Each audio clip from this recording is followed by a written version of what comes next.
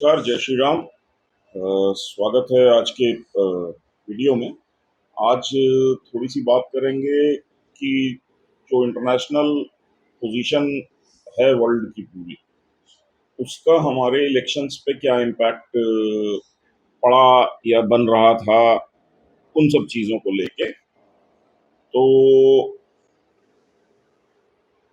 और इस पर क्या था एक्चुअली कि कुछ बातें मैंने RSN सिंह साहब की, वो आर्मी से रिटायर्ड कर्नल हैं और रॉ में ऑफिसर रहे हैं, उनकी भी कुछ बातें जब सुनी मेरे को तब समझ में आया। और तब मेरे को भी रियलाइज हुआ, हालांकि दिमाग में ये चीज खटक बहुत देर से रही थी कि ऐसा कैसे हो सकता है कि एक ऐसा चुनाव जिसमें एग्जिट पोल से लेकर के सारे एनालिस्ट्स और सारे लोग अ, लगातार ये बात बोल रहे थे कि ये चुनाव एक तरफा है और भारतीय जनता पार्टी 330, 340, 350 सीटों तक जाएगी और एनडीए जो है वो 400 के आसपास, मतलब 380-90 तक आराम से जा सकती है। तो जब सबके एनालिसिस ऐसे थे तो उसके बाद रिजल्ट इतना डिफरेंट कैसे आया?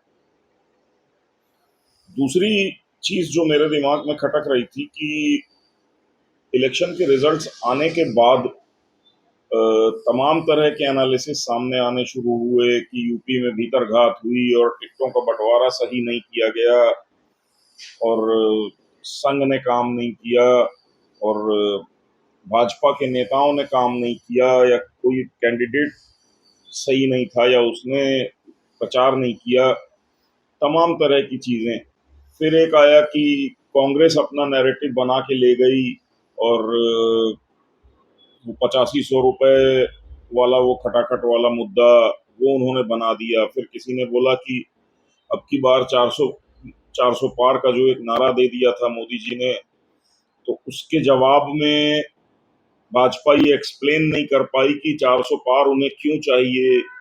कांग्रेस ने उसको काउंटर कर दिया कि 400 पार आएगा तो ये संविधान बदलेंगे, उसमें आरक्षण हटा देंगे, ये कर देंगे, वो कर देंगे, तमाम तरह के एनालिसिस लोगों के आए।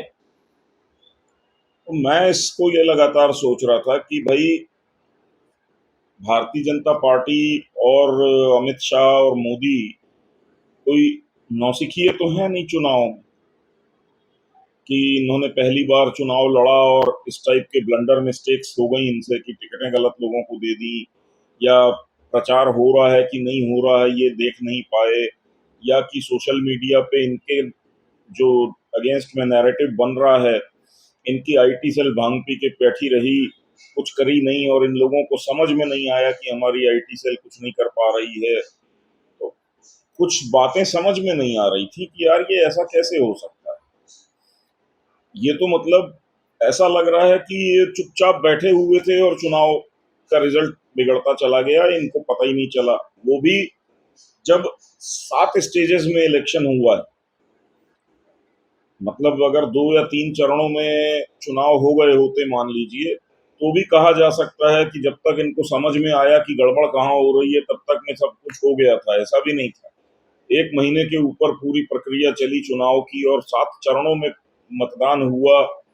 सरकार में थे ये लोग, और हर जगह से इंटेलिजेंस की, आईबी की, रॉ की, सब तरह की रिपोर्ट्स आती हैं कि हो क्या रहा है ग्राउंड पे।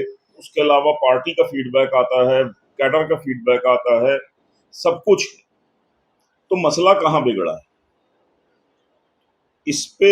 एक्चुअली सिंह साहब ने भी जो इशारा किया था, वो एक्स रॉ के हैं और इंटेलिजेंस कम्युनिटी में उनका अच्छा खासा मतलब सर्कल है। उनका ये कहना है कि देखिए, बहुत तगड़े इनपुट्स ये थे कि चुनावों के बाद 2-3 लेवल पे बहुत भारी डिस्टरबेंस क्रिएट करने की तैयारी करके रखी गई थी, जिसमें दंगे फसाद होने से लेकर के और बहुत कुछ होना था।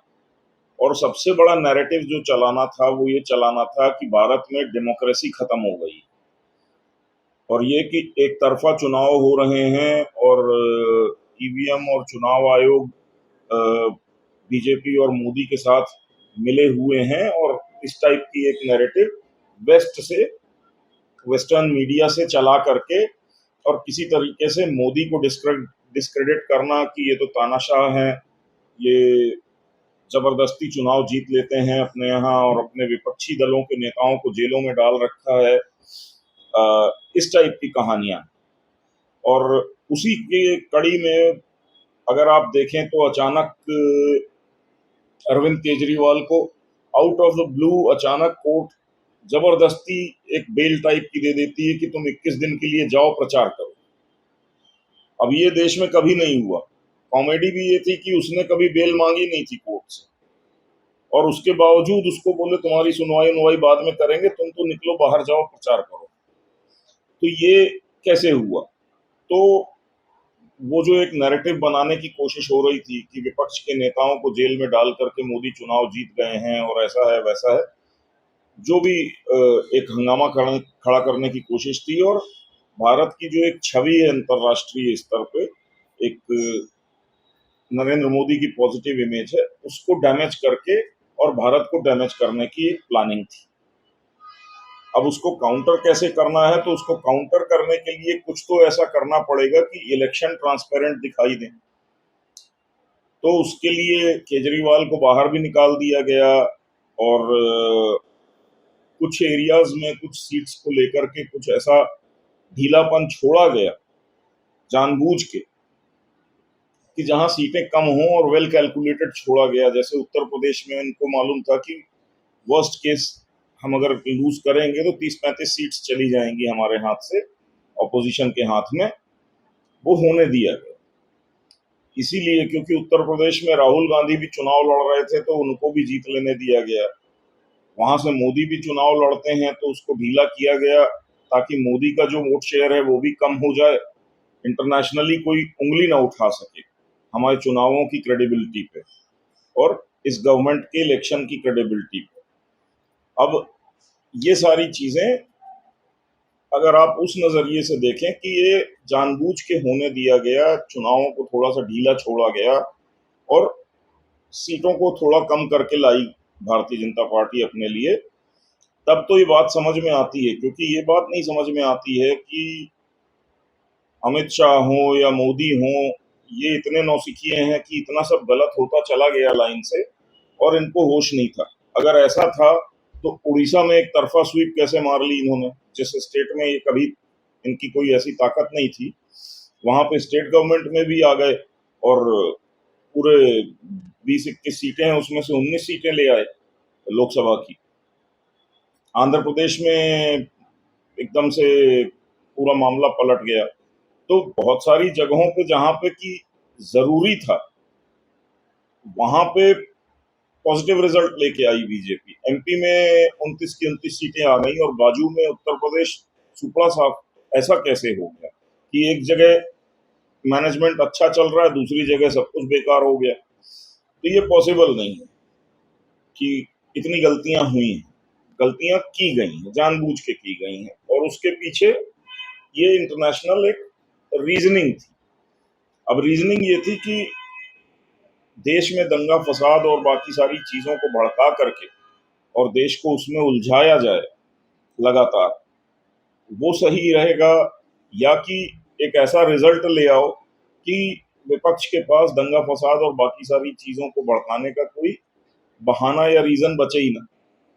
आप देख रहे हैं कि 99 सीट लेकर के आज की डेट में कांग्रेस ऐसे पगलाई घूम रही है कि वो ये भूल चुके हैं कि वो चुनाव के दौरान 3 बार इनके वकील सुप्रीम कोर्ट तक चले गए थे चुनाव आयोग के खिलाफ, कभी ईवीएम के खिलाफ, कभी किसी चीज के खिलाफ। तो जहां ये एक तरफ चुनाव के ड्यूरेशन में ऑपोजिशन की हालत थी कि उन्होंने पूरी तैयारी कर रखी थी बवाल काटने की, ये जो रिजल्ट्स आए हैं ये अप्रत्याशित हैं, अनएक्सपेक्टेड हैं। बीजेपी के लिए तो जितने अनएक्सपेक्टेड हैं है ही, ये ऑपोजिशन के लिए उससे ज्यादा अनएक्सपेक्टेड है। उन्होंने तो कल्पना भी नहीं की थी कि उनकी इतनी सीटें आएंगी, जितनी आ गई। तो ये इनको जानबूझ करके मैनेज करके लाया गया। क्यों लाया गया? तो आप समझिए कि अच्छा, बीच में आप देखेंगे तो सेकंड या थर्ड फेज के बाद अचानक मोदी जी ने इंटरव्यू देने शुरू किए और मतलब वो डेली 2 या 3 रैलीज कर रहे थे और शाम को रैली से लौटने के बाद किसी न किसी चैनल को, किसी यूट्यूब चैनल को, कभी किसी को, उन्होंने 80 इंटरव्यू दिए इस छोटे से पीरियड में, 15-20 दिन, 1 महीने के पीरियड में 80 इंटरव्यू दिए हैं। मतलब लगभग रोज के 2 इंटरव्यू दिए हैं मोदी ने। और हर जगह उन्होंने एक चीज बड़ी क्लियर बोली है कि हमारे यहाँ इलेक्शन इंटरफेरेंस हो रहा है, चुनावों में हस्तक्षेप करा जा रहा है विदेशों के एजेंसीज के माध्यम से या दूसरी तरीके से, लेकिन विदेशी हस्तक्षेप चुनावों में हो रहा है, चुनाव को प्रभावित करने की कोशिश की जा रही है। तो उन्होंने इस पॉइंट को इस्टेब्लिश करने की लगातार कोशिश की। उसी दौरान व्लादिमीर पुतिन का स्टेटमेंट आता है कि भारत के चुनावों में अमेरिका हस्तक्षेप कर रहा है। उसी दौरान आप देखते हैं तो शेख हसीना का एक स्टेटमेंट आता है कि हमारे मतलब बांग्लादेश और ये म्यांमार और शायद भारत का कुछ एरिया मिला करके एक क्रिश्चियन देश बनाने की, एक ईसाई देश बनाने की साजिश कर रहा है अमेरिका। इस टाइप का एक स्टेटमेंट उन्होंने भी इशू किया हुआ होता है। तो ये बहुत सारी चीजें इंटरनेशनल लेवल पे चल रही थी। और मोदी जी जो है वो 70-80 इंटरव्यूज दे रहे हैं, तो उसका भी पॉइंट वो यही रखना चाह रहे हैं हर इंटरव्यू में कि हमारे देश के इलेक्शंस में फॉरेन इंटरफेरेंस हो रहा है। इशारा उनका भी वेस्टर्न एजेंसीज और वेस्टर्न कंट्रीज, पर्टिकुलरली अमेरिका के ऊपर था। इसके अलावा अगर आप देखें तो एक फ्रेंच रिसर्चर कोई है जो राहुल गांधी को स्पेशल एडवाइजर बने हुए थे, और वो पूरी research based advice Rahul Gandhi को कर रहे थे कि उनको किन इश्यूज पे बात करनी चाहिए, कैसे करनी चाहिए, क्या मुद्दे उठाने चाहिए। और लगातार जो राहुल गांधी का एक कास्ट को लेके नैरेटिव था, जाति जनगणना को लेके नैरेटिव था, ये सारी चीजों का इनपुट्स वहां से आ रहा था। वेस्टर्न जो रिसर्च इंस्टीट्यूट्स हैं, हार्वर्ड और बाकी जो मैंने आपको कल बोला, अब इलेक्शन हो जाते हैं, रिजल्ट्स आ जाते हैं। रिजल्ट्स आते हैं 4 तारीख को। 9 तारीख को नरेंद्र मोदी की शपथ ग्रहण का एक टाइम रखा जाता है शाम का। और आप देखेंगे कि सऊदी अरब और यूएसए के बीच में पिछले 50 साल से एक पेट्रो डॉलर का एग्रीमेंट चल रहा था, जिसमें कि पेट्रोलियम का पूरा ट्रेड डॉलर्स में होगा, और उसके बेसिस पे डॉलर जो है वो वर्ल्ड करेंसी बना हुआ था, इंटरनेशनल ट्रेड करेंसी बना हुआ था, रिजर्व करेंसी बना हुआ था। और इसका फायदा अमेरिका और अमेरिकन पॉपुलेशन को भयानक मिलता है। मतलब हमारे यहाँ भी 83 रुपए का डॉलर है, तो वो डॉलर इसलिए 83 रुपए का है क्योंकि हमारी मजबूरी थी कि हमको डॉलर खरीदना पड़ता था, क्योंकि हमें तेल खरीदने के लिए डॉलर चाहिए। तो डॉलर जिस भी रेट पे मिलेगा मार्केट में हम खरीदेंगे। तो धीरे धीरे डॉलर की डिमांड बढ़ती जा रही थी तेल के कंजम्पशन के साथ साथ, और उसकी वैल्यू बढ़ती जा रही थी। और इसका फ्री में बैठे बैठे फायदा हो रहा था अमेरिका को, क्योंकि अमेरिकन को जब जितनी जरूरत होती थी वो डॉलर्स छाप लेते थे। अब 9 जून को 50 साल का ये एग्रीमेंट सऊदी अरब के साथ खत्म होना था, और पिछले काफी समय से सऊदी अरब और अमेरिका के बीच में नेगोशिएशंस चल रही थी इस एग्रीमेंट को रिन्यू करने के लिए। और आप देखिए कि 4 को भारत के रिजल्ट्स आते हैं चुनावों के। 9 तारीख को इंसिडेंटली आप कह लीजिए कि मोदी जी का शपथ ग्रहण होता है, और 9 ही तारीख वो डेट है जिस दिन वो एग्रीमेंट एक्सपायर होता है, और सऊदी अरब उस एग्रीमेंट को रिन्यूअल करने से मना कर देता है, टाल देता है। अभी भी आज की डेट में भी वो एग्रीमेंट रिन्यू नहीं हुआ है। तो इस समय जो सऊदी अरब है उसने एक तरीके से डॉलर से अपना हाथ हटा लिया है कि पेट्रोलियम का ट्रेड हम ओपन करेंगे किसी भी करेंसी में, जैसा हमारी मर्जी होगी हम लोग करने के लिए स्वतंत्र हैं। सऊदी अरब भारत के चुनावों के लिए क्यों रुक रहा था? तो अमेरिका के साथ, जैसा मैंने आपको पिछले वीडियो में भी बताया था कि सऊदी अरब का जो अमेरिका के साथ एग्रीमेंट था उसके मूल में ये था कि सऊदी अरब को सिक्योरिटी कवर जो है वो अमेरिका प्रोवाइड करेगा, जिसमें कि उसको मिसाइल डिफेंस सिस्टम्स और नेवल प्रोटेक्शन और मिलिट्री प्रेजेंस सारी चीजें, क्योंकि सऊदी अरब अपनी मिलिट्री बिल्ड नहीं करना चाहता है, क्योंकि उनके साथ प्रॉब्लम ये है कि उनको इस बात का डर लगा रहता है कि कहीं हमने अगर कोई एक स्ट्रांग मिलिट्री बना ली अपनी, तो वो मिलिट्री और उसके कमांडर्स मिलके कहीं हमारा तख्ता पलट ना कर दें। तो वो अपनी मिलिट्री बनाना नहीं चाहते हैं, वो चाहते हैं कि कोई एक थर्ड कंट्री हमको हमेशा प्रोटेक्शन की गारंटी दे के रखे। 50 सालों से सऊदी गवर्नमेंट जो है वो 1974 में 8 जून को इनका एग्रीमेंट हुआ था, और 8 जून 1974 को ये एग्रीमेंट हुआ था। उसके बाद डॉलर की गोल्ड स्टैंडर्ड खत्म कर दिया गया और डॉलर बिल्कुल एक फ्री की करेंसी बन गई थी अमेरिका के लिए, कि उसके अगेंस्ट में अमेरिका को कुछ भी रखने की जरूरत नहीं है। डॉलर की वैल्यूएशन सऊदी अरब के पूरे ऑयल डिपॉजिट के ऊपर चल रही थी। तो ये एक कहानी थी। अब अगर वहां से सऊदी अरब का ये एग्रीमेंट खत्म हो जाता है तो टेक्निकली डॉलर के पीछे कुछ भी नहीं, डॉलर हवा में खड़ा हुआ एक करेंसी है, it is backed by nothing. अब ये वाली जब सिचुएशन आ जाएगी तो आप खुद समझ सकते हैं कि आगे चल के डॉलर की वैल्यू बहुत तेजी से गिर सकती है, और मतलब जो आज 83 रुपए का डॉलर है, हो सकता है वो कल 3 रुपए का रह जाए। तो इस टाइप का एक ड्रास्टिक फॉल शुरू हो सकता है, और अगले 2 से 3 साल के अंदर डॉलर की बहुत तेजी से गिरावट हो सकती है। इससे अमेरिका और अमेरिकन पॉपुलेशन और वहां पे जो लोगों की प्रॉपर्टीज, एसेट्स और बिजनेसेस वगैरह हैं, उन पे बहुत तगड़ा इम्पैक्ट होगा। और ये एक मूव जो है सऊदी अरब अमेरिका के साथ करने के लिए हिचकिचा रहा था, क्योंकि वो डिमांड कर रहे थे कि आप हमें सिक्योरिटी का कवर दीजिए। दूसरी चीज ये है कि काफी समय से इंडिया की भी सऊदी अरब के साथ इसी टाइप का एक नेगोशिएशन चल रहा था, कि जिसमें कि सऊदी अरब इंडिया को बोल रहा था कि आप हमारे लिए नेट सिक्योरिटी प्रोवाइडर बन जाओ, आप हमको सिक्योरिटी प्रोवाइड करो इस रीजन में। आपने इसी कड़ी में देखा होगा पिछले कुछ महीनों में, या पिछले 4-6 महीने लगातार आप कह लीजिए, तो हूतियों का एक हंगामा शुरू हुआ था, और उसके बाद एक एक करके इंडियन नेवी ने 12 वॉरशिप इस अरेबियन सी के एरिया में डिप्लॉय कर दिए थे। और बहुत एक्टिवली इंडियन नेवी ने बहुत सारे अटैक्स काउंटर किए हैं, बहुत सारे पायरेसी अटैक्स जो थे सोमालियन पायरेट्स के, उसको काउंटर किया है। हाउथीज को बहुत कंट्रोल करके रखा, और दुनिया को ये दिखा दिया कि कुछ भी होता रहे, इंडिया की तरफ आने वाले और इंडिया से बाहर जाने वाले शिप्स के ऊपर कोई हाउती हाउती अटैक नहीं करेगा। तो ये एक इंडिया ने मैसेजिंग पूरे मिडिल ईस्ट को दी कि इस एरिया के अंदर हम नेट सिक्योरिटी प्रोवाइडर की तरह ऑपरेट कर सकते हैं, और सऊदी अरब की भी डिमांड यही थी।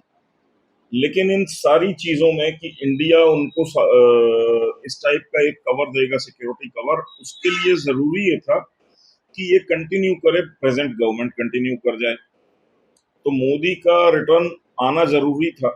और जैसे ही हमारे यहाँ इलेक्शन के रिजल्ट्स डिक्लेयर होते हैं कि हाँ जी 4 तारीख को कि मोदी गवर्नमेंट जो है वो वापस आने की पोजीशन में आ गई, और 9 तारीख को इनका शपथ ग्रहण फाइनलाइज होता है। 9 तारीख को सऊदी अरब जो है उस एग्रीमेंट को रिन्यू करने से मना कर देता है अमेरिका के साथ। तो अब आपको समझ में आ रहा होगा कि गेम्स कहाँ थी। गेम यही थी कि मोदी को रोकना इसलिए है कि सऊदी अरब हाथ से ना निकल जाए, क्योंकि सऊदी अरब हाथ से निकल जाएगा तो अमेरिका की जो डॉलर है उसकी आप समझ लीजिए जो नींव है, जो फाउंडेशन है, वो ऑयल है सऊदी अरब का, और वो ऑयल ट्रेड है। ऑयल ट्रेड के अंदर से अगर डॉलर की कंपल्शन हट जाती है तो आप समझ लो कि डॉलर की वैल्यू खत्म हो जाती है। उसके बाद अमेरिकन की हालत क्या होने वाली है आप इमेजिन कर सकते हैं। मतलब आज जो लोग बोलते हैं कि अमेरिका में हमको जी 10,000 डॉलर की सैलरी मिलती है, वो जी इंडिया में आकर के 8.5 लाख रुपए हो जाती है, तो वो कुछ सालों के बाद हो सकता है वो 10,000 डॉलर की सैलरी जो है वो इंडिया के 40-50 हजार रुपए के बराबर ही बचे आप। और आप रियलाइज करोगे कि इंडिया में सिमिलर जॉब वाले आदमी को 2 लाख रुपए मिल रहे हैं, आपको अमेरिका में उसके 50,000 मिल रहे हैं। तो चीजें वैसे पलटने वाली अमेरिका के लिए। और इस सब कड़ी में अगर बात की जाए तो आप बोलोगे कि अमेरिका कैसे होने देगा, तो अमेरिका का एक बड़ा तबका खुद अब ये चीज एक्सेप्ट कर चुका है कि डॉलर के साथ हमको जितना खेलना था हमने खेल लिया, अब हमें डॉलर से एग्जिट करना है। तो वहां पे भी जो बैंकिंग फाइनेंशियल एक पूरा वर्ल्ड है वो इसमें इन ट्यून है कि ठीक है, डॉलर को कोलैप्स करने दो, कोई दिक्कत नहीं, वर्ल्ड को डी डॉलराइज हो जाने दो, एक नई करेंसी सिस्टम को आप लोग इंट्रोड्यूस करो और हम लोग उसके साथ अब ट्रेड और बिजनेस को आगे बढ़ाएंगे। तो एक रीसेट का डिजाइन है कि जो कि काफी हद तक म्यूचुअली हर तरफ से, मतलब अमेरिका की तरफ से भी, इंडिया, रशिया, चाइना, ये जो एशियन ब्लॉक है, इन दोनों के बीच में बेसिकली ये नेगोशिएशंस चल रही थी और एक एग्रीमेंट इस पे बना हुआ है। और इस साल एंड तक, जैसा मैंने बोला आपको, कि ब्रिक्स का सम्मेलन होगा जिसमें कि रशिया ने डिक्लेयर कर दिया है कि उन्होंने एक इंडिपेंडेंट पेमेंट सेटलमेंट सिस्टम बना लिया है रशिया ने। हालांकि अगर ऐसा कुछ हुआ है तो उसमें इंडिया का, चाइना का भी बराबर का इनपुट्स और पार्टनरशिप होगी, लेकिन उसका अनाउंसमेंट, क्योंकि इस बार चेयर जो है रशिया के पास है ब्रिक्स की, तो रशिया अनाउंस करेगा इसको। तो ये एक अपने आप में बड़ी क्रिटिकल सी चीज होने वाली है इस साल। और इस सब कड़ी में सबसे की पोजीशन पे इंडिया आता है, क्योंकि क्या है कि जो रशिया और चाइना है ये दोनों एक तरीके से समझ लीजिए ऑटोक्रेटिक या डिक्टेटर कंट्रीज हैं। तो इनके ऊपर बहुत सारी कंट्रीज ट्रस्ट नहीं करती, ट्रांसपेरेंसी को लेकर के डाउट होता है, सवाल होते हैं कि ये लोग इंफॉर्मेशन शेयर नहीं करते हैं या छुपाते हैं, इनके यहाँ से ट्रांसपेरेंटली इंफॉर्मेशन निकलती नहीं है। वहीं इंडिया को डेमोक्रेसी है, तो इंडिया की क्रेडिबिलिटी और दुनिया के जो बहुत सारे देश हैं वो ट्रस्ट करते हैं इंडिया को, इंडियन सिस्टम्स को, बैंकिंग को और हर चीज को, कि ये लोग अपने सिस्टम्स को बहुत ट्रांसपेरेंट और साफ सुथरा रखते हैं और जो ये बोल रहे होते हैं एक्चुअली वैसा होता है, ये इंटरनेशनल नॉर्म्स को फॉलो करते हैं इंडियंस। तो रशिया और चाइना की भी ये मजबूरी थी कि इंडिया को साथ लेके चलना पड़ेगा, तब हम कोई ऑल्टरनेट सिस्टम खड़ा करेंगे तो उसका फेस इंडिया रहेगा। ये एक प्रॉब्लम थी। लेकिन इंडिया तब आएगा उस पोजीशन पे जब मोदी गवर्नमेंट यहाँ पे रिपीट हो जाए। क्या है, एक बार मोदी गवर्नमेंट आकर के पूरे सिस्टम्स को सेट करके और इंडिया का रोल डिफाइन हो गया, सब कुछ हो गया, और धीरे से पूरा सिस्टम जो है वो डॉलर से ट्रांजिशन होकर के एक बास्केट ऑफ करेंसी वाले सिस्टम पे चला जाता है, तो वो अगले जो 2-3-4 साल में होना है काम, वहां तक मोदी का फेस जरूरी है।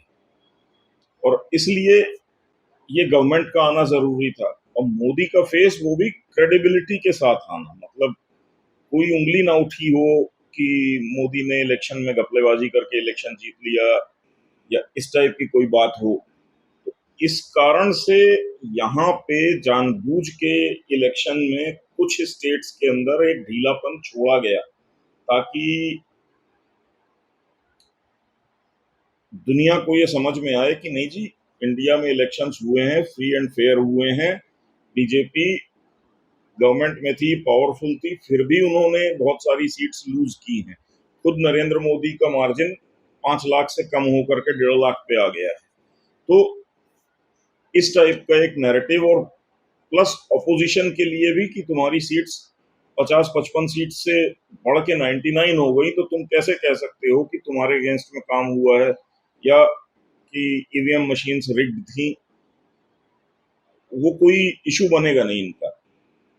तो ये एक सोचे समझे उसके तहत एक तरीके से किया गया, क्योंकि आप देखेंगे तो 240 से 272, मतलब 32 सीटें वो बीजेपी 6 महीने के बाद अपने आप इधर उधर से अरेंज करके इतने लोगों को पार्टी के अंदर शामिल करवा के खुद का 272 फिर कर लेगी। कोई बहुत बड़ी समस्या नहीं है बीजेपी के लिए।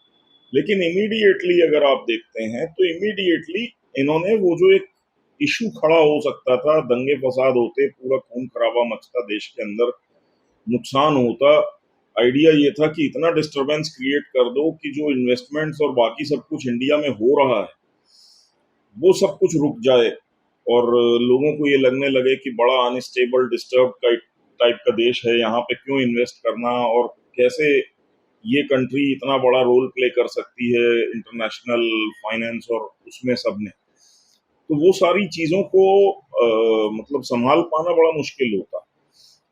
आसान तरीका ये था कि ये क्रेडिबिलिटी डेंट करने ही मत दो चुनावों की, और इनको खुराफात करने का कोई बहाना दो ही मत। भाई तुमको अगर कुछ सीटें मिल जाती हैं, तुमको अगर थोड़ा सा बढ़त मिल जाती है, तुम उसमें खुश हो जाओगे। तुम्हारा मुंह नहीं रहेगा बाहर जाकर किसी को ये बोलने का कि हमारे साथ गलत कर दिया गया, हमको इलेक्शन में चीट कर दिया गया, या ऐसा हो गया वैसा हो गया। आपके पास कोई रीजन बचेगा ही नहीं, कोई आपको सीरियसली लेगा नहीं अगर आप बोलोगे भी कि भाई फुल मेजोरिटी से नीचे 240 पे बीजेपी आ गई, देखो उन्होंने चीटिंग की। भाई चीटिंग करना होता तो पिछली बार 303 पे थे, उससे आगे जाते। वो तो बोल रहे थे कि अब की बार 400 पार। वो तो 400 पार क्या 300 टच करने में एनडीए को दिक्कत हो रही, 290 पे आकर के रुक गई थी एनडीए। तो 100 सीट अपने प्रोजेक्शन से वो तो शॉर्ट चल रहे हैं, तो कहाँ से चीटिंग हुई या गड़बड़ हुई। तो एक क्रेडिबिलिटी को हिट करने की कोशिश थी, प्लानिंग थी इनकी, और उसी क्रेडिबिलिटी को बचाने के लिए इस इलेक्शन को मैनेज किया गया, मैनिपुलेट किया गया। ये मुझे समझ में आता है, क्योंकि लॉजिकली अगर आप सोचें तो जहां पे एमपी हो, राजस्थान हो, बहुत सारे स्टेट्स हैं, इवन साउथ के अंदर आप देखें तो तमिलनाडु जैसा स्टेट जहां पे बीजेपी का कोई प्रेजेंस नहीं थी, वहां वो 11% लेकर के शायद सेकंड बड़ी पार्टी बन के उभर आई है। केरला के अंदर एक सीट लेकर के आ गए हैं। तो जब बाकी जगहों पे काफी कुछ अच्छा कर रहे हैं, तो ऐसा कैसे हो गया कि यूपी जो इनका गढ़ है, मेन वो है, स्टेट है, वहां पे ऐसा कैसे हो गया। तो ये एक मेरे हिसाब से कैलकुलेशन किया हुआ था इन्होंने, और मोस्ट प्रोबेबली इसमें योगी आदित्यनाथ को भी कॉन्फिडेंस मिल लिया था कि आपके यहाँ ऐसा करना है हमें। और तब आपको ये एक्सप्लेनेशन मिल जाता है कि क्यों 30 से 35 ऐसे लोगों की टिकट्स फाइनल कर दी गई जिनके अगेंस्ट में नाराजगी थी और मालूम था कि ये लोग चुनाव हारेंगे, क्योंकि कुछ लोगों को चुनाव हरवाना था। आप देखेंगे तो 130-35 लोग ऐसे चुनाव आ रहे हैं इस बार जो दूसरी पार्टी से बीजेपी में आए थे। तो बीजेपी का आरएसएस बहुत क्रिटिसिज्म कर रही थी कि ये बाहर से आने वालों को तुम लोग अंदर ले रहे हो और उनको टिकट्स भी दे रहे हो, और लास्ट में उन्हीं लोगों को चुनाव लड़वा के हरवा भी दिया गया और बाहर भी हो गए एक तरीके से, कि अब कब तक बैठेंगे और क्यों बैठेंगे भारतीय जनता पार्टी के अंदर अगर चुनाव ही नहीं जीत पाए। तो बहुत सारे कैलकुलेशंस इस एक्सप्लेनेशन में सेट होते हैं।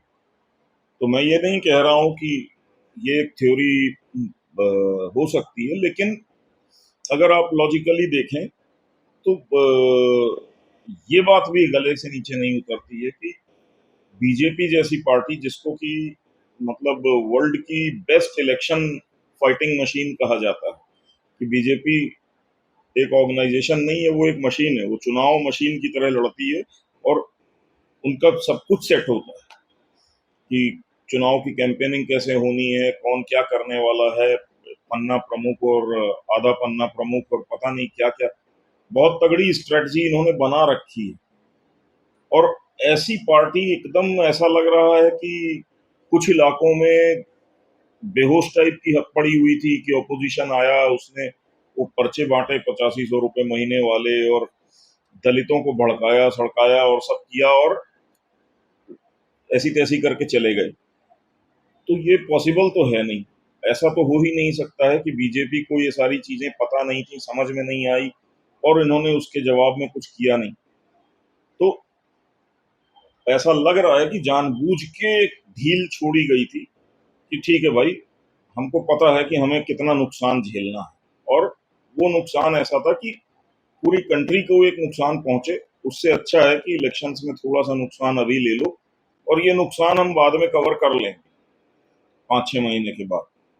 और उस कैलकुलेशन से, और जहां नुकसान नहीं उठाना था वहां इन्होंने नहीं उठाया, उन्होंने एमपी में नहीं ढील दी है कांग्रेस को।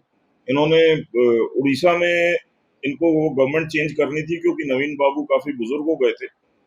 वहां पे वो नहीं चाहते थे कि कोई दूसरी पार्टी वहां पे कांग्रेस दोबारा इमर्ज हो, खड़ी हो या एंटर करे। तो वहां पे इन्होंने एक नंबर का प्रदर्शन किया है। आंध्र प्रदेश में चंद्रबाबू नायडू को वापस लेकर के आ गए स्टेट गवर्नमेंट में, क्योंकि वहां पे अंधाधुंध क्रिश्चियन कन्वर्जन चल रहा था वाईएसआर के उसमें राज में। तो जहां इनको क्रिटिकल था वहां पे बहुत अच्छा परफॉर्म किया। तमिलनाडु में इनके लिए चैलेंजिंग सिचुएशन थी, वहां पे बहुत तगड़ा फाइट किया अन्नामलाई की लीडरशिप में। 11% वोट शेयर लेकर के आ गए हैं, तो सेकंड बड़ी पार्टी बन गए वहां। अगला टारगेट है उनका कि अगली बार अभी विधानसभा का चुनाव होगा, हम लोग गवर्नमेंट के लिए जाएंगे कि हम लोग इतना फाइट करेंगे कि गवर्नमेंट बनाएंगे वहां तमिलनाडु में अपनी बीजेपी। तो वही पार्टी उत्तर प्रदेश में बिल्कुल अलग टेम्परामेंट के साथ चुनाव लड़ रही है, और वही पार्टी उड़ीसा हो, तमिलनाडु हो, केरल हो, मध्य प्रदेश हो, राजस्थान हो, वहां बिल्कुल अलग हिसाब से चुनाव लड़ रही है।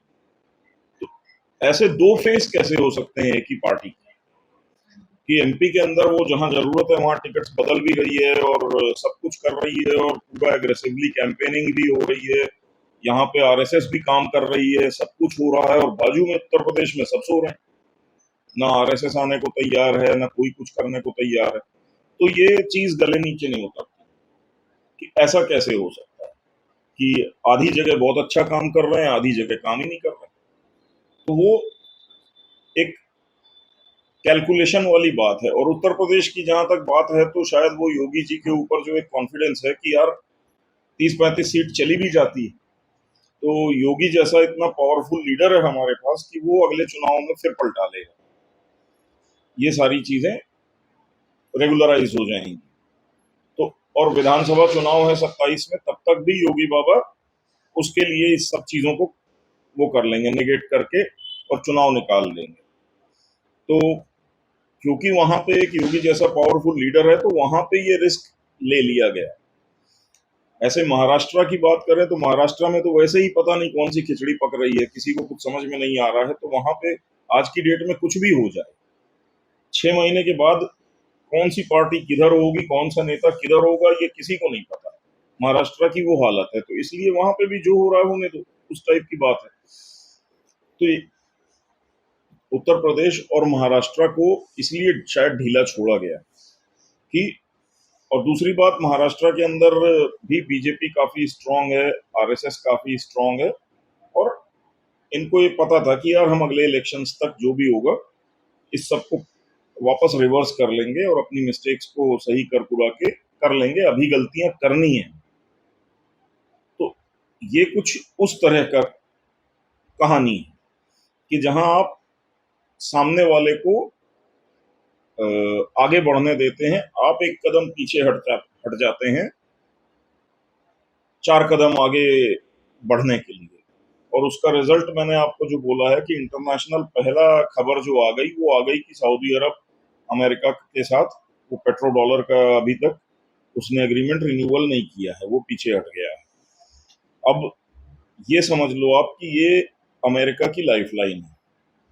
अगर पेट्रो डॉलर का एग्रीमेंट अमेरिका का सऊदी अरब के साथ नहीं होता है तो आप समझ लीजिए कि अगले 5 से 7 साल के अंदर अमेरिका की हालत जो है वो ऑलमोस्ट पाकिस्तानियों जैसी हो जाएगी, एक एवरेज अमेरिकन की हालत, कि उसको समझ में नहीं आएगा, वो बोरों में डॉलर लेके घूमेंगे और खाने को एक ब्रेड नहीं मिलेगी। तो ये सिचुएशन में अमेरिका जा सकता है। इतनी इन्फ्लेशन और हाइपर इन्फ्लेशन उनके यहाँ आ जाएगी अगर डॉलर वर्ल्ड करेंसी से बाहर हट जाता है। और जैसा मैंने आपको बोला कि उसको लेकर के 90% तक एक अंडरस्टैंडिंग और एक एग्रीमेंट बन चुका है कि हाँ, डॉलर को वर्ल्ड करेंसी या ग्लोबल रिजर्व करेंसी से हट जाना चाहिए। इसी कड़ी में मैं आपको याद दिलाऊंगा, 2 से 3 साल पहले नरेंद्र मोदी जी फ्रांस में गए थे और वहां इंडियन एनआरआईज की एक जो मीटिंग होती है उसमें उन्होंने हिंट किया था उन लोगों को कि अब टाइम आ गया है कि आप लोग वापस इंडिया की तरफ आइए।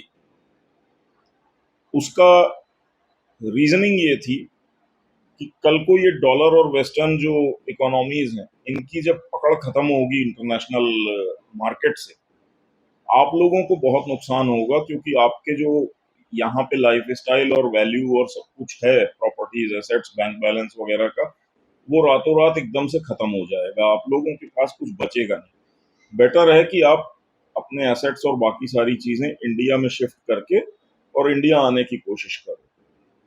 बहुत से लोग, हमारी तरह के बहुत से लोग, अब आप मेरा वीडियो मार्च का उठा के देखिए, हम मेरी लिस्ट में मिल जाएगा यूट्यूब में। आप मार्च का वीडियो देखिए, मैंने तब भी आपको हिंट किया है कि डॉलर का दिन ऑलमोस्ट पूरा हो गया है और ये कोलैप्स होने की कगार पे आ रहा है। तो ये एक सीन पहले से बना हुआ है, मतलब हम लोग साल 2 साल पहले से बोलते आ रहे हैं। लेकिन आज जो होना था फाइनल, एक कि जो ये एग्रीमेंट था पेट्रो डॉलर का, ये आखिरी, आप समझ लो कि बुनियाद थी डॉलर की और अमेरिका की इकोनॉमी की। ये आज बुनियाद हट चुकी है। अगर अब अमेरिका किसी तरीके से सऊदी अरब को मना करके नया एग्रीमेंट नहीं कर लेता है, जिसकी संभावनाएं अब कम लग रही हैं, तो यहां से आगे अमेरिका के लिए स्थिति गड़बड़ है। और या फिर वो कोई दूसरी कंट्री पकड़ के और उसके साथ डॉलर का खेल खेले, जैसा कि मेरे ख्याल से शायद वेनेजुएला ने अभी बोला है कि वो डॉलर्स को अडॉप्ट करने को तैयार हैं एज अपनी करेंसी, क्योंकि उनकी करेंसी की तो ऐसी तैसी हो चुकी है। तो अब देखते हैं कि उसका कितना इम्पैक्ट होता है और क्या असर होता है।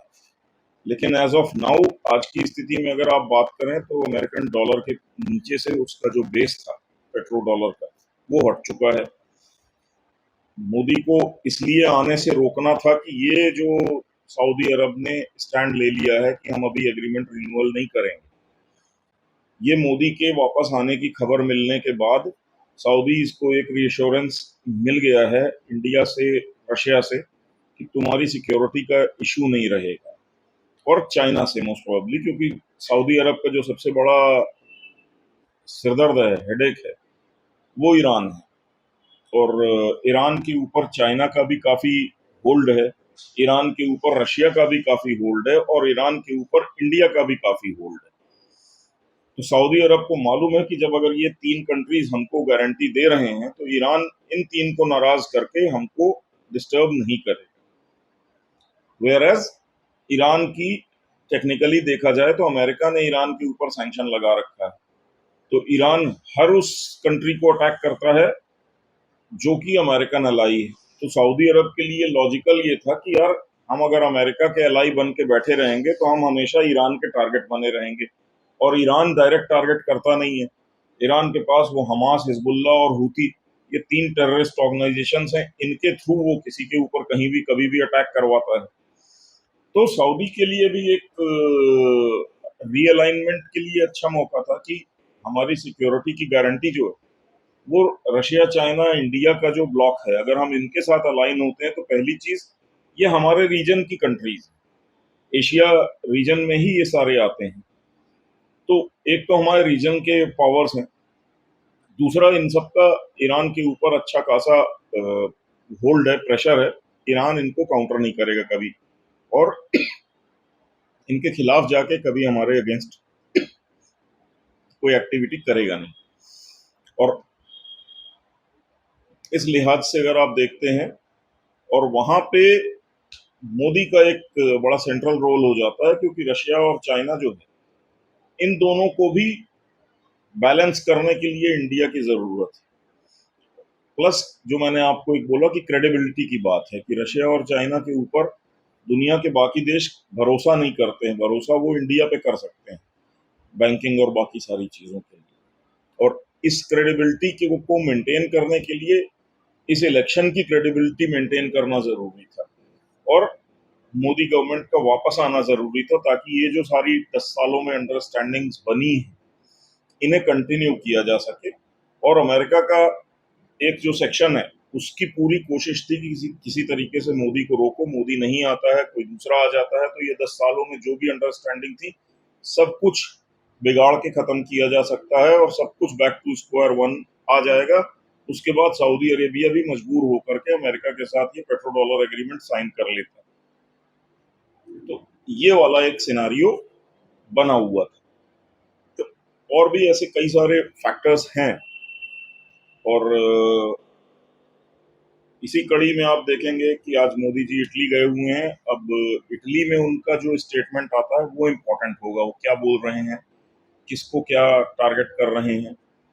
और दूसरी एक खबर आपने सुनी होगी कि अजीत डोवाल जी, जिन्होंने मना कर दिया था कि हमको अब एनएसए मत बनाइए, मेरी एज हो गई है 80 के आसपास, उनकी एज हो गई है, बावजूद उसके डोवाल जी को फिर से एनएसए बना दिया गया है।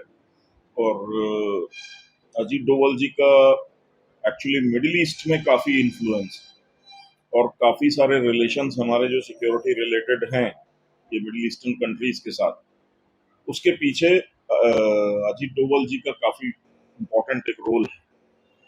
तो डोवल जी वापस लाए गए हैं, और बहुत सारी पेंडिंग चीजें जो थी, 10-12 मेजर चीजें थी जो कि पेंडिंग थी, जो कंप्लीट नहीं हो पाई थी। तो शायद डोवल जी अब साल 2 साल के अंदर वो सारी चीजें कंप्लीट करेंगे।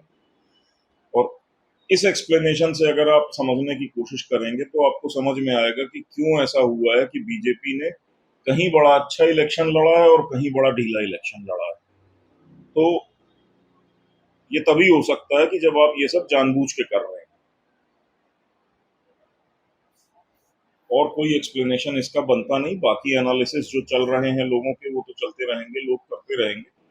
लेकिन आप खुद अपने दिमाग से सोचिए कि अमित शाह और मोदी की वो जो टीम है, जो पहली बार लोकसभा का इलेक्शन मैनेज करते हैं तो 282 सीट सीधे स्कोर कर लेते हैं, दूसरी बार थोड़ा एक्सपीरियंस हो जाते हैं तो 282 का 303 कर लेते हैं, वो तीसरी बार इतने गधे कैसे हो सकते हैं कि उसको 240 पे आने देंगे।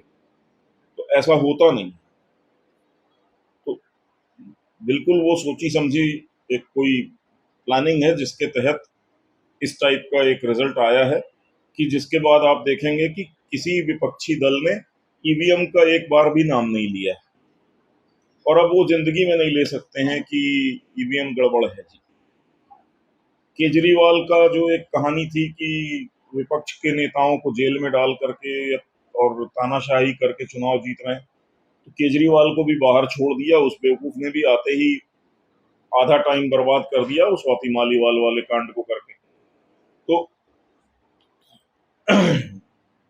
अगर आप इन सब चीजों को कैलकुलेट करते हैं तब समझ में आता है कि यार ये अचानक केजरीवाल क्यों बाहर निकलता है।